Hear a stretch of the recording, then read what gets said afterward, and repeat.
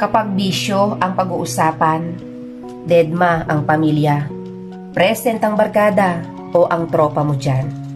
Kasama mo sila sa tawanan at kasiyahan. Pero pag dumating ang karamdaman at nagkasakit ka, absent ang barkada, present ang pamilyang nahihirapan.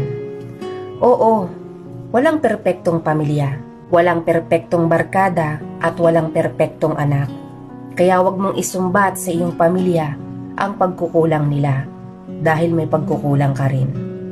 Kaya bago natin pakisamahan ng ibang tao, matuto tayong unahin ng pamilya, ang magulang kung meron ka pa. Dahil sila yung kauna-unahang tao na kahit anong mangyari, nandyan sila at hindi ka iiwan sa lungkot at saya, sa hirap